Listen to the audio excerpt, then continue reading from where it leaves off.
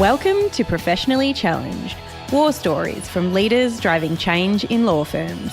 Your hosts are Rob Patterson of Parkins Lane Consulting Group and Paul Evans of Toro Digital. Today's guest is Jodie Baker.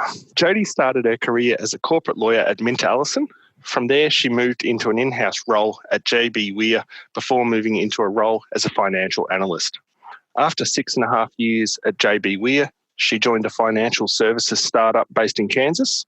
Upon returning back to Australia, she founded Hive Legal, a law firm with a unique business model and approach to practicing, and served as the managing partner. About 3.5 years ago, she founded Xakia, a software as a service tool that helps in-house counsel managers automate their workflow. On top of being the CEO of Xakia, Jodie is the chair of the Australian Legal Technology Association, commonly known as ALTA, and is the advisory board co-chair of the College of Law Australia's Centre for Legal Innovation. Welcome to the show, Jodie. Thank you, Paul. It's lovely to be here. So my first question is really based on a conversation we had a few weeks ago, just before an ALTA pricing event in Melbourne, and we were discussing that there's no silver bullets in business. So my first question is simple. How do you possibly fit it all in? Well, it's tough, right? I mean, you're in a similar situation, Paul. We're all trying to juggle family and a life outside of what is a startup and running your own business, and it is super tricky and challenging. Probably the most time-consuming part of my job is looking for the silver bullet, forever in search of that one thing that's just going to make everything else so much easier. But I think that for me, I have always lived by the mantra, work hard, be nice. And for me, fitting it all in actually relies heavily on both of those two things. So I figure that I can outwork anyone. It's just a case of knuckling down and getting as much done as I possibly can in any given hour, and making sure that I put in as many hours as I possibly can. But actually the be nice part is really the silver bullet that I have been able to find, and that is by surrounding myself with amazing people doing things and giving back to the community, to my team members, my network, referrers, clients, as much as I can. Karma, for want of a better word, actually means that those things come back to you threefold. And that's been very, very beneficial in the long run. Sometimes the short term feels super hard to find the time to fit it all in, but when you give back, then you find that, especially here in Australia, we've got a very, very supportive community and ecosystem. It generally comes back to support you the other way too when you need it. Makes a lot of sense. All right. Today, we'd love to talk to you about two topics. The first, your journey as a startup founder and the lessons that you've learned along the way. And then the second, really about your role as the chair of ALTA, so the current state of legal tech in Australia. And I was thinking about this, and I guess there's no reason we couldn't talk about legal tech really in a worldwide sort of sense. I think, a lot of software isn't really tied to geographic boundaries, so we can talk about it a bit more broadly and what you foresee for ALTA in the future. Rob, do you want to jump in with some of the icebreakers, perhaps? Hey, Jay, really nice to meet you. Great to meet you too, Rob. Cool. So what was your first ever job? Right. Well, my first ever job was as a young 12-year-old charting stocks on the stock market with my father for $2 an hour. Wow. And we used to, well before software did this in an automated sense, or at least that we could afford, we used to sit with the newspapers and my dad would read out the open, the high, the low, the close and the volume of each stock that he wanted to track, and I would draw them on a chart by hand. And then he would take those charts and he would analyse them to try and pick trends for investing. And it was my first introduction to the financial markets, but it became a very useful background for my future life at what became Goldman Sachs Australia. So JB Weir was acquired by Goldman Sachs, and it became a very useful background for that career. How sensational. Did he give you a cut of the gains as well? Well, I did have that discussion with him, but he said he would only share the gains if I was prepared to share the losses too. And as a young 12-year-old, I didn't think that sounded like it. So I just took my $2 an hour, and I thought that was pretty good profit at the time. It's magnificent. And just another quick one. What was your first car? I had a Ford Escort, bright green, cool. and its number plate was ARS. So for all your Australian listeners, you would appreciate that my boyfriend, now husband, used to call it the little green ass. Magnificent. That's tremendous. Over to you, Paul. All right. So we're going to talk a bit about Xakia now. As mentioned earlier, you were previously a managing partner of a law firm, albeit a non-traditional one. You made the leap to founding a tech company that serves in-house teams, which is obviously a very big career change. What inspired you to go down the route of software, and why Xakia? Why the Xakia business, I guess, specifically? I guess the best answer to this lies in something that sits in my DNA from when I was a 12-year-old. I love ideas. I love innovation. I love coming up with new things and new concepts, and sometimes my brain feels a little crushed by how many ideas are in there. But when you've got that many ideas, one thing that you realise very quickly is that there's no place that can bring ideas to fruition as quickly as software. And I've always loved watching new things. I've always played with the new toys that were available with apps and anything that I could get my hands on. And when we launched Hive, one of the things that we wanted to do was iterate, was to keep playing. We used some platforms that were out there to try different things. And we ran a research project in 2015 with as many in-house counsel as we could agree to help us, and sat down with them and asked them very candidly what was missing from their suite of products. And through that process, there were three things that came up consistently, and they formed the basis of a prototype that we put together for 3 clients. And they used the software, the prototype, just to test the idea, really. We had a fantastic level of take-up, and they were really excited by it, but we were, of course, constrained by the platforms that we built them on. So we decided that we were going to build it ourselves, and the feedback from them was also fairly candid around it didn't belong inside a law firm. It needed to be outside of that for them to be really comfortable about using it more extensively. And so the moment came where we just had to choose, where it was going to be and where it was going to grow. And so we spun it out of Hive and created its own entity. And now it doesn't have any relationship to Hive these days, but it's sort of an iterative journey, I guess. But for me, it's a really good fit, because I love the whole concept of, hey guys, I've got another idea, and they all roll their eyes. It does actually. Sounds like my team. Yeah, I've got another idea, and my CFO just rolls their eyes. Yeah, but it is very good fun. Yeah, cool. So I guess this sort of ties into my next question. But I studied marketing at uni, but I also studied coding, and I guess I can chat to developers relatively comfortably. I'm not a developer myself, but I did learn code a bit. But you come from a background of law, so I find this really, really interesting, is then to go into a software company. So how did you find that, making that transition from a background in law and obviously business and finance to managing a team of technical staff, so devs, engineers, a CTO, etc.?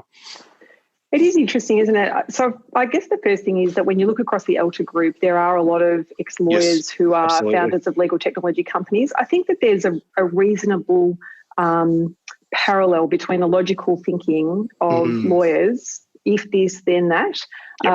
That logical thinking allows for a very similar way of approaching problems. So if we take this piece of data and we do this with it, then that will be the outcome. And so I think that there is a nice flow in terms of the way the brain works for lawyers as there is for coders. For me personally, I dabbled with coding when I was a kid. I think I built a clock and a ping pong and a few other bits and pieces on my old Commodore 64 initially. Love it. I'm pretty old, so so I did have a little bit of I know nothing about coding these days, but I do have a bit of a sense of how it all hangs together. But it was a journey for sure. So I was very lucky in that I was supported by Hive Legal's IT suppliers were Tickbox. And the guy who runs that, Luke McCarthy, was very, very generous in helping me to talk about how you drum up a set of specifications and this is how specifications look. And we outsourced our initial, not the prototype, but the MVP, we outsourced that to a group.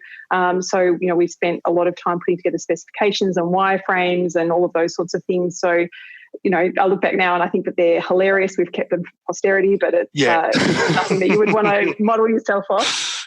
But then actually the big leap for me was when we brought our CTO on board, and he was originally from Tickbox, but he really took me on the journey and said, this is the information that we need, this is how we need it structured.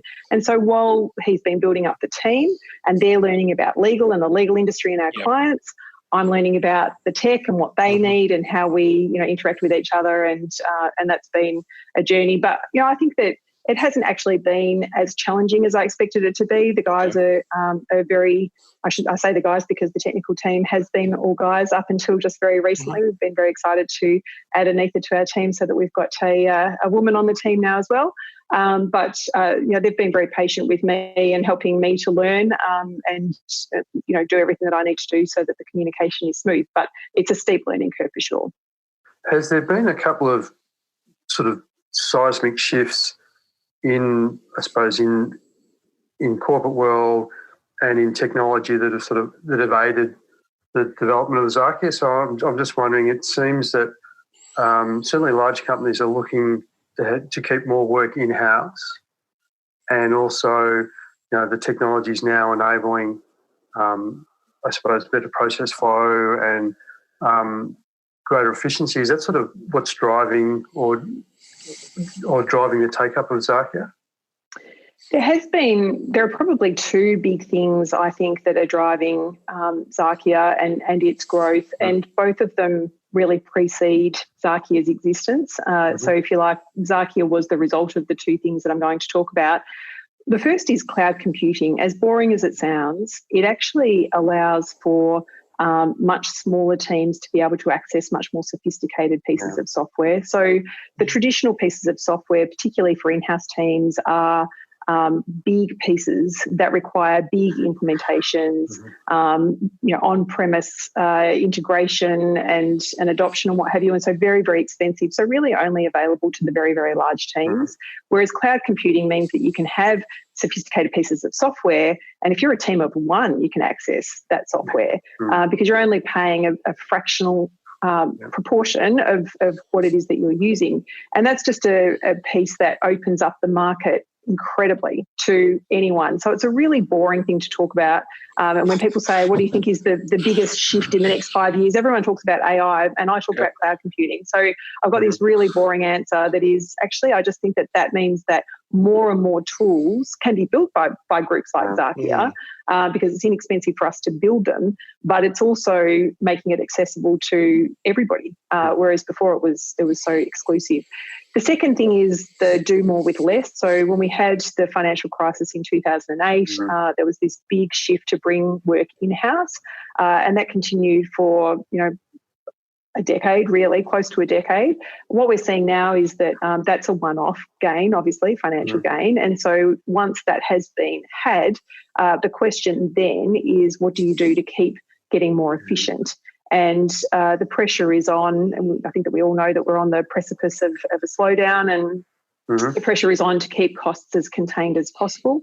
But what do you do? How do you do that? And that's why legal technology is exploding, because there are many, many things that can be done.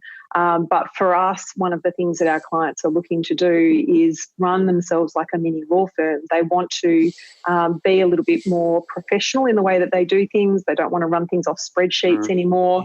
They want to be able to do more professional reporting so that they can articulate what they do, how they do it, who they're doing it for, where the efficiency gains might be.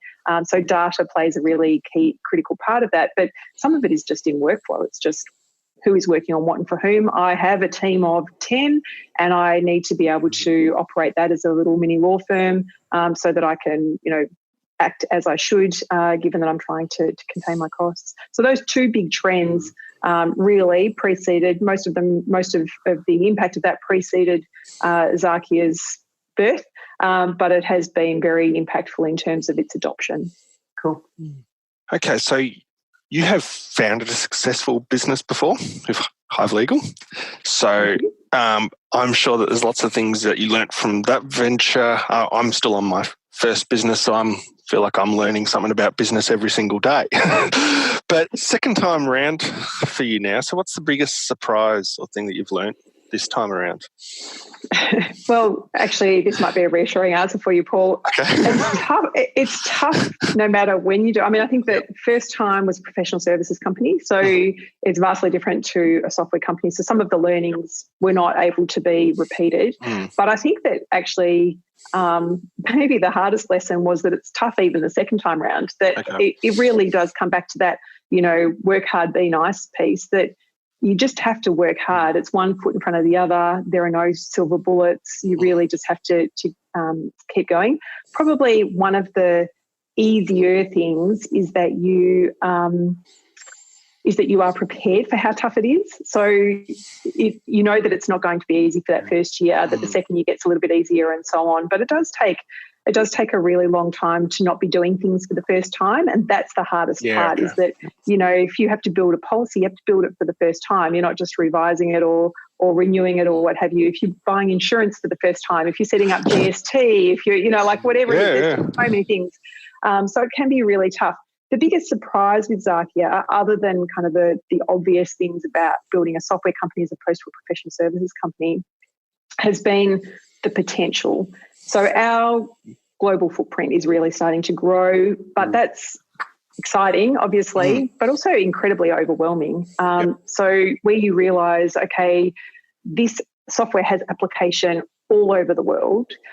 What does that actually mean? That's a really big thing. And probably one of the toughest elements of that is no sleep. So, I've been getting up at 5 o'clock in the morning ever since we launched our US operation nearly 2 years ago. And that's, that wears thin, but it wears even thinner when you start to take off in Europe and you realise that you've got to try and burn the candle at both ends of the day. And that's really, really hard. So that managing that, making sure you've got the right team in place and that you have the right people that you can lean on, that's an important element of that. But it'd be fair to say that the biggest lesson that I'm still learning is how to let go of certain things, how to just say, I can't be everywhere, I can't be awake 24 hours a day. So some things just have to be prioritised, and actually I just have to let some things go. It's just not going to be done. That's a really interesting answer, and I think that just unpacking a few of the things you just raised, Jody, I talk about a silver bullet and about it being hard work. I think even a lot of law firms think, we'll just develop an app and that'll, we'll make a fortune and the world will be a wonderful place. It's not that easy, is it? It's really not. I wish it was. We all do. We all do.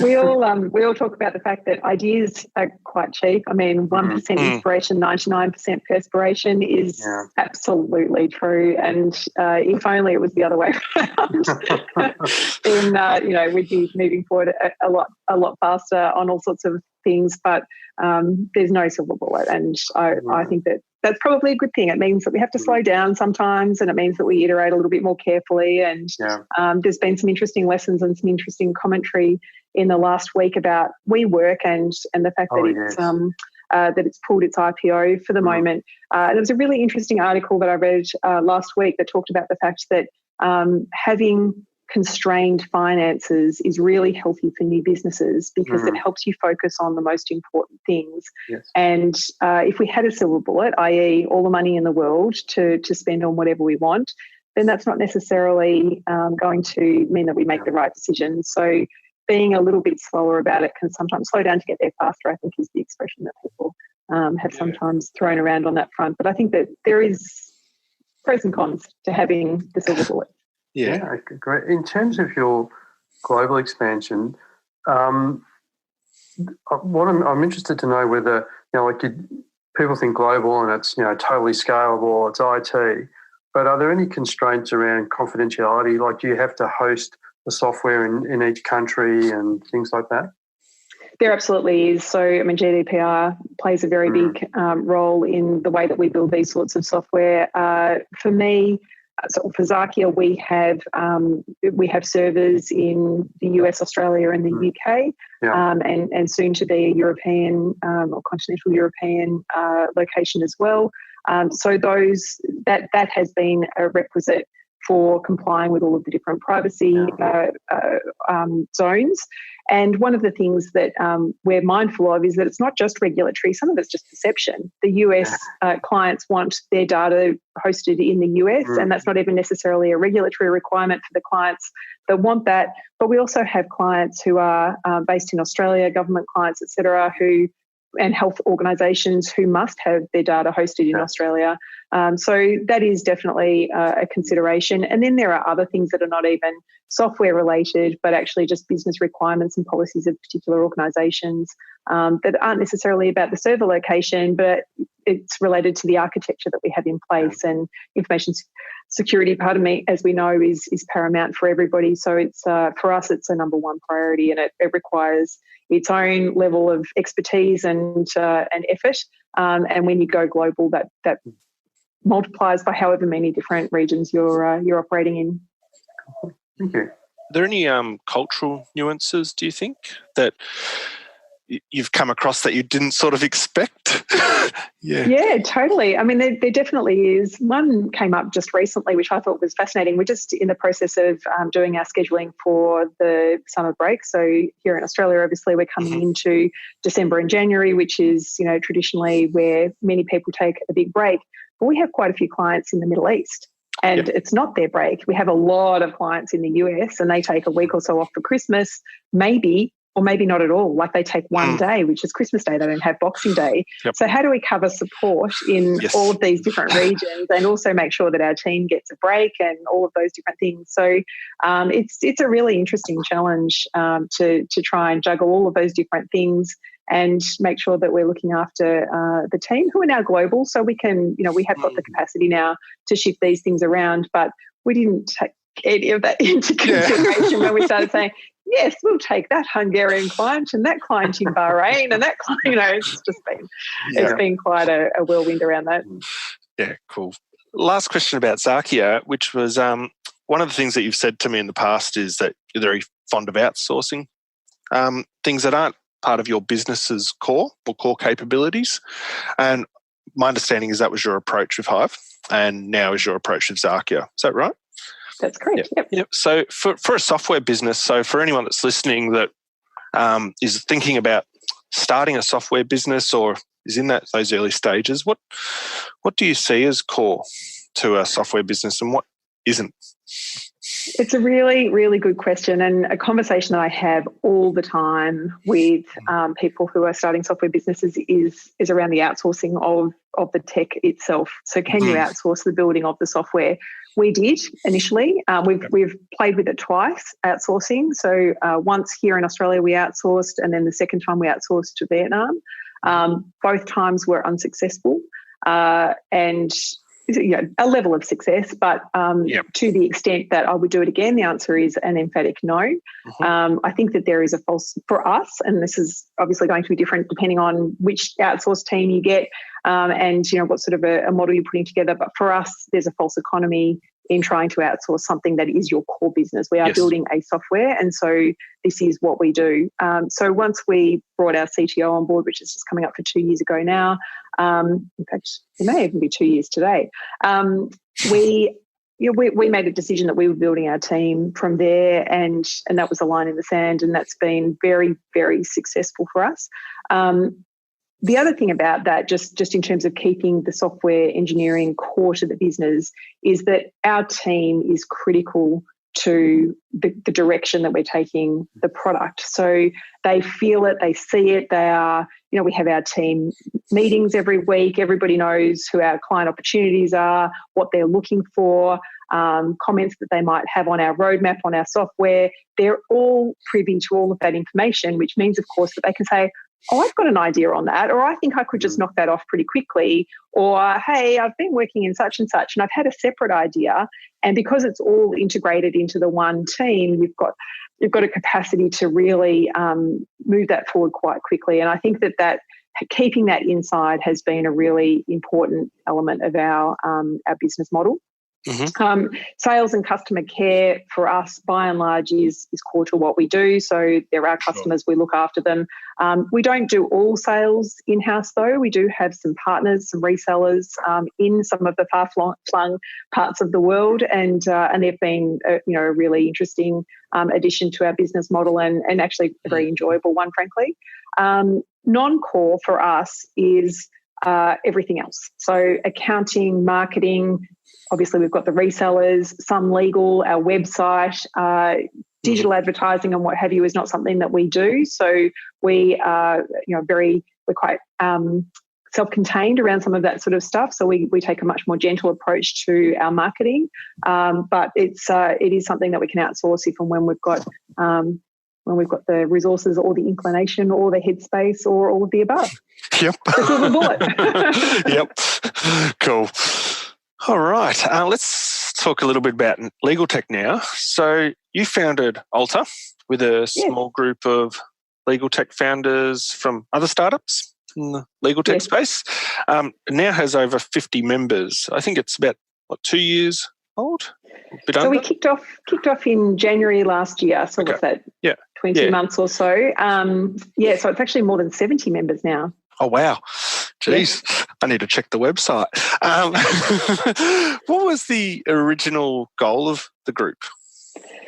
I guess it started as FOMO, actually. So a bit of fear of missing out. When we looked at the fintech sector, we saw that it had a full ecosystem, really. So a lot of, it was an association, obviously. It seemed to have a lot of support from all sorts of different places, whether it be government or banks or whatever, but we didn't have the same thing in the legal tech space. And I was having lunch with James O'Dell, who's at Elevate, and we talked about the fact that there seemed to be a few people who were coming into the market, and we wanted to get together with other people who were rolling up their sleeves, was the description that we used, and actually building stuff.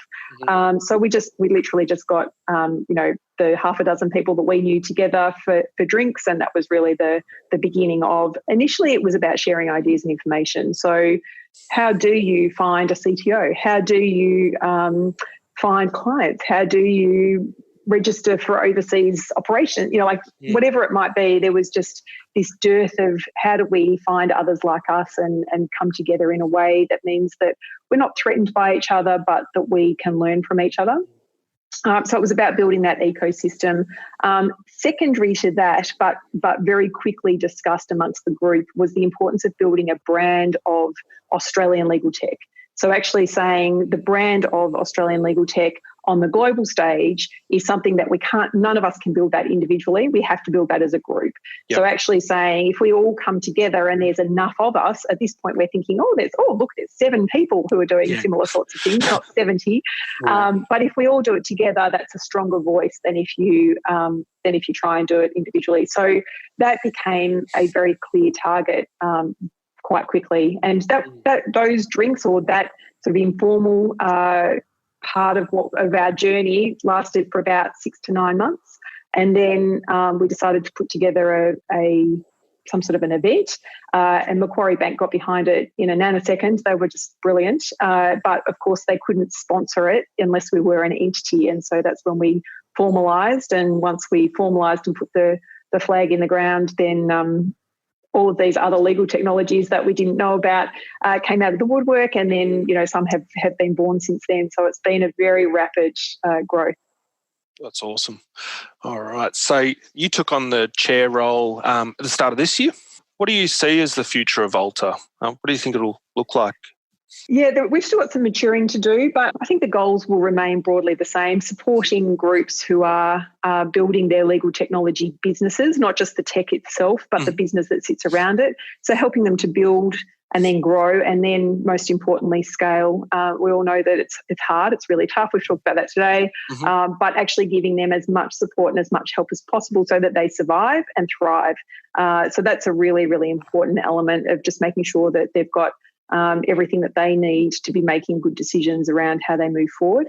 So that's the first and most important to me. The second is to inform the market. So making sure that it's easy for those who are interested in legal tech to find what they need and to realise just how strong the Australian options are here right in their own backyard.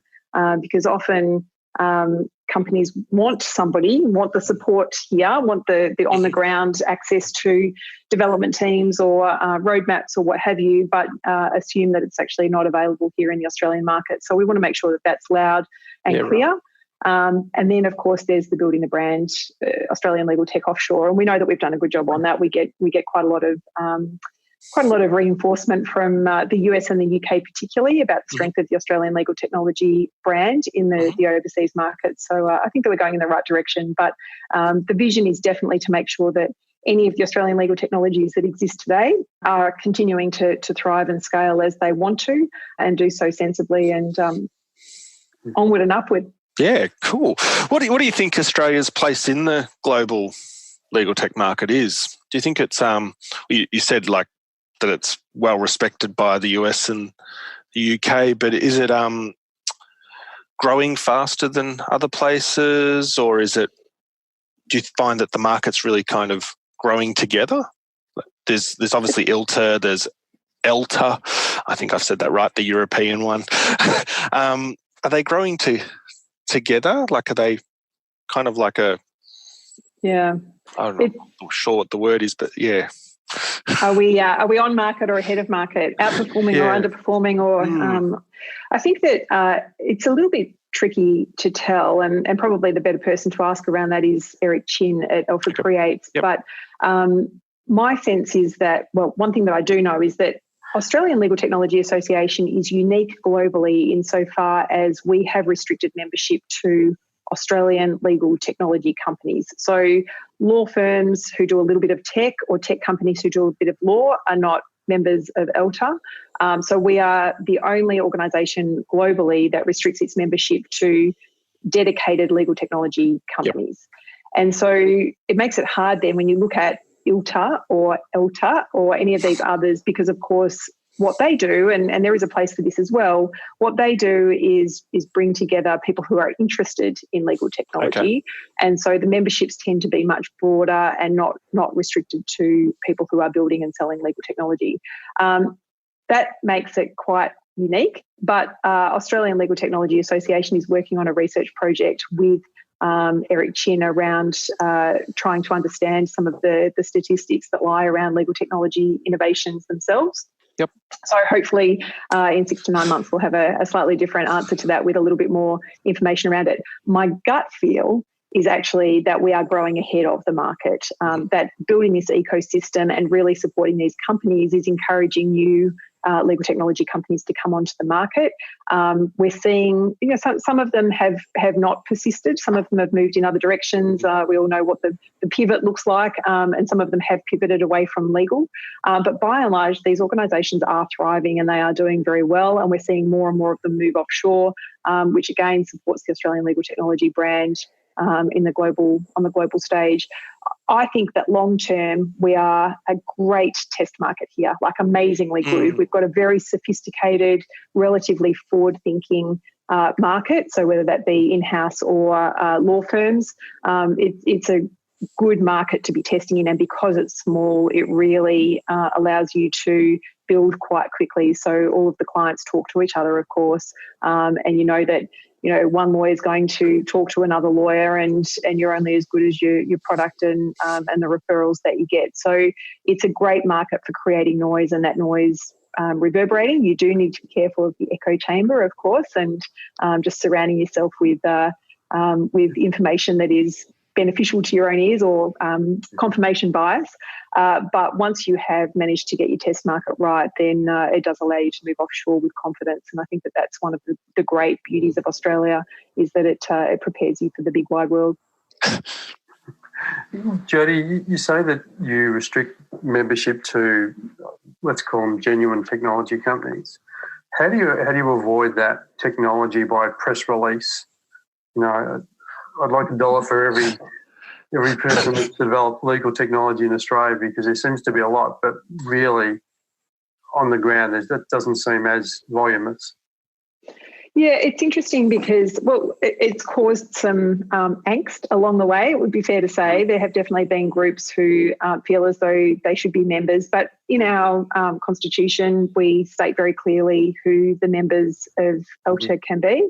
And that's something that we've reviewed at the board level a number of times now, and really tried to make sure that we're stress testing it and making sure that we're sticking to our original goals, which is to support legal technology companies. We've got a law firm that releases legal technology. Obviously, we want a relationship with those groups. We now have a membership category, which is for, I'm going to get this wrong now, but it's for law firms who are interested in building their own legal technologies, but it's a different category of membership. Okay. So when I talk about the 70, I'm not including that group in my numbers, but there is a place for law firms who are interested in building legal technologies. But for us, the original goal was to really support those companies that are dedicated to building legal tech.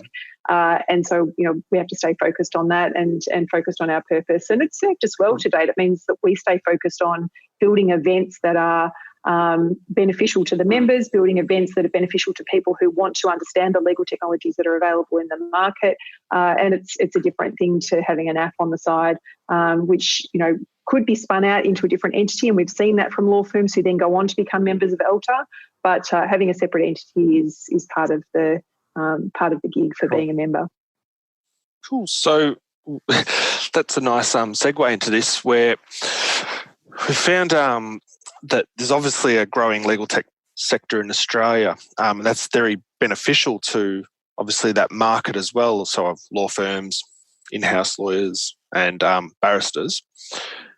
How do you think software companies can best work with these people, given that they're obviously a very time-poor kind of person? And you said that you did this with Xakia originally. You're working with as many in-house counsel as you could find. How do you do that? Well, this is a very self-serving answer, but obviously you're involved with the Australian Legal Technology Association. So one of the things that we do at ALTA is put together events so that people can come and get their hands on software. So we have something called the Sandbox series, which we've just run a couple of so far, but extraordinarily popular. They sell out within a day or two. And, we now have a program of those going forward. We have the ALTACon, but the idea is that by bringing together both the Australian legal technology companies and those who are interested in Australian legal technology, then both parties benefit from that. So the legal technology companies who are looking to engage with their potential market can get involved that way. But ALTA is not the only one. The Centre for Legal Innovation, which you mentioned at the beginning, is another. And there are, truckloads of law firms who are prepared to and interested in bringing technologies together so that clients can get their hands on it. Certainly some of our sponsors at ALTA themselves are putting together events and those sorts of things are really interesting. Law and Order, Macquarie Bank, which I've mentioned, Global X, they're all interested in making sure that their clients and their client base have lots of opportunities to experience legal technologies. If you're doing it yourself, and certainly the way that we did it at Xakia, it was just all about the network. So it goes back to that work hard, be nice piece. We really worked hard at making sure that whenever we were asking the network to step up, and even now when we talk to our clients, if we're asking them to step up and give us feedback on features or software or ideas, then it has to be beneficial to them. So what are we giving them in return? Is it access to particular features in the future? Is it making sure that they're being connected with people they want to be connected with? Is it understanding their particular needs and connecting them with other legal technologies. So there's a whole piece around just making sure that you're giving back to that network in a way that is beneficial to them. Fantastic. All right.